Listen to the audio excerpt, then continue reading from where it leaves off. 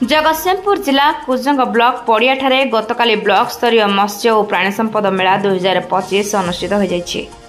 एही कार्यक्रम में कुजंग ब्लॉक मंडल उन्नयन अधिकारी श्री दीपक प्रसाद स्वाई अध्यक्षतार आयोजित कार्यक्रम में मुख्य अतिथि भाव में शिल्प दक्षता विकास और वैषयिक शिक्षा मंत्री श्रीजुक्त संपद चंद्र स्वाई, मुख्य वक्ता भाव जगतसिंहपुर जिलार सांसद डॉक्टर विभु प्रसाद तराई, सम्मानित अतिथि भाव में पारादीप अतिरिक्त जिलापाल निरंजन बेहेरा, ब्लॉक अध्यक्षा नीना राणी साहू, जिला मत्स्य अधिकारी देवव्रत सामल, ब्लॉक प्राणी संपद अधिकारी जयप्रकाश भंज, जिला मुख्य प्राणी अधिकारी डॉक्टर अजय कुमार साहू, अतिरिक्त फिसारी अधिकारी स्वार्थक सत्य रंजन प्रमुख जोग देथिले। अन्यमानक मध्यरे वरिष्ठ आईनजीवी संजय कुमार बेहेरा, गुपियाकुद सरपंच श्रीनिवास स्वाई, कुजंग सरपंच बंदिता दास समेत प्राय 5000 ऊर्ध्व महिला एवं पुरुष माने जोग देथिले।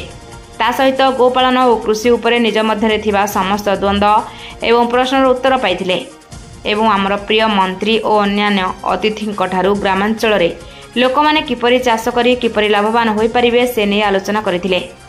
ब्लॉक स्तरीय मत्स्य और प्राणी संपद मेलार आज कुजंग ब्लॉक रे उद्घाटन करी मु खुशी व्यक्त करुच्ची, कारण यही मेला आयोजन लोक मानू सचेतन करैबा, लोक मानू समग्र योजना विषय रे जनैबा पाई एवं ये मेला आयोजन रो मुख्य उद्देश्य होची समाजर शेष भाग में बसवास करुवा लोक मानू मुख्य स्रोत रे सामिल करिबा एवं आपण माने जानी रखिबा दरकार जे माननीय मुख्यमंत्री ब्लॉक स्तरीय मेला आयोजन करैबार उद्देश्य रखिचंती जे किभली भाव में आम आत्मनिर्भर बनिबा। विशेषकर ये मेला तीनोटी जिनस उपरे गुरुत्व दौची, जीविका निर्वाह, आत्मनिर्भर बनैबा एवं दीर्घस्थायी अभिवृद्धि, ये तीनोटी उपरे गुरुत्व देके मेला आयोजन करा जाउची। ग्रामांचल रे लोक मान किभली भाव में जीविका निर्वाह करी तांकर अभिवृद्धि करेंगे, आत्मनिर्भर हेबे, स्वावलंबी हेबे और दीर्घस्थायी अभिवृद्धि याकू गुरुत्व देके मेला आयोजन करा जाउची। ये जो जो योजना अच्छी विभिन्न योजना मुख्यमंत्री कामधेनु योजना कतुर आरंभ करी किभली भाव में जड़े गाई रखिकी कि छेली रखिकी कि फार्म करिकी आत्मनिर्भर हो पारे, रोजगारक्षम हो पारे, ये मेला से अनुष्ठित होती एवं देखुथिबे पूर्व अपेक्षा एथर बहु मात्रा रे लोक माने मध्य इंटरेस्टेड होचंती आत्मनिर्भर बनिबा पाई।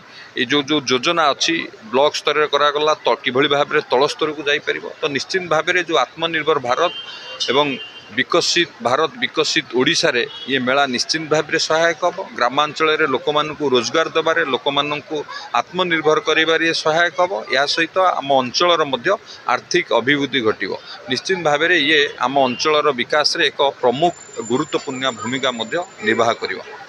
सारा ओडिशा आमर प्रिय मुख्यमंत्री मोहन चरण माझी नेतृत्व में सबु ब्लॉक रे बर्तमान प्राणी मत्स्य संपद मेला आयोजित हो।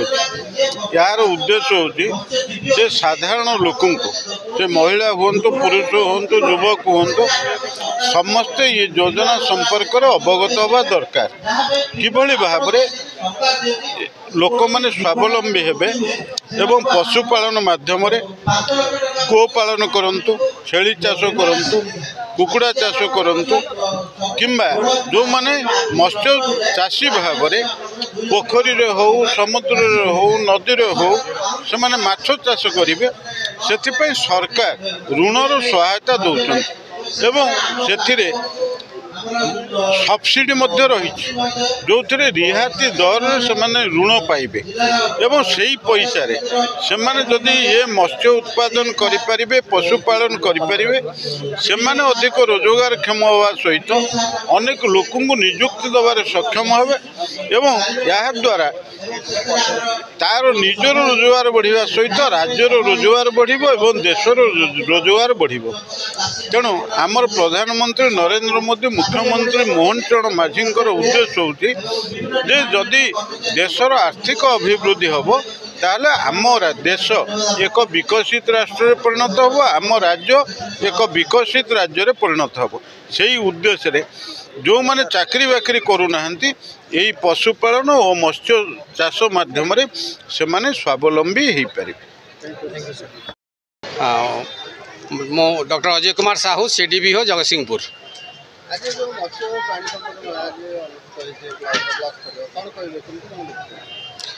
हाँ ये मेलाटा जिते गवर्नमेंट जिते स्कीम गुड़ा बढ़ी बढ़ी चलती सरकार जिते विभिन्न योजना आणुंट यहाँ लोकों पहुँचापी बोलिकी यहाँ गोटे सरकार गोटे मध्यम कर ब्लॉक स्तर कर ब्लॉक स्तर करने द्वारा सब पंचायत को आम जोड़ीचु आउ प्रति भिलेज को जोड़ी पारिचु आध्यम आमर सरकार विभिन्न योजना आम लोकों को बुझे पारिचु। योजना भितर सब योजना सांबादिक को अणदेखा कौन चेयर ही नथिला सर देखो ये आमर पंचायत हूँ 28टा पंचायत को प्रति पंचायत को 20 जन आसवे 20 जन आसला बेलू पखापाखि हो 560 लोकों पाखापाखि से 600 चेयर पकई प्लस सामाजिक भी पकाई सामनारे पकाई किए बसी मुझे जानी कि आम पाखापाखि ये 700-800 चेयर पकईचु लोक टे बेसी होगले आपण को आम चेयर जदि दे पारूँ मुझे तो जानी आम आम क्षमा प्रार्थना करुँ।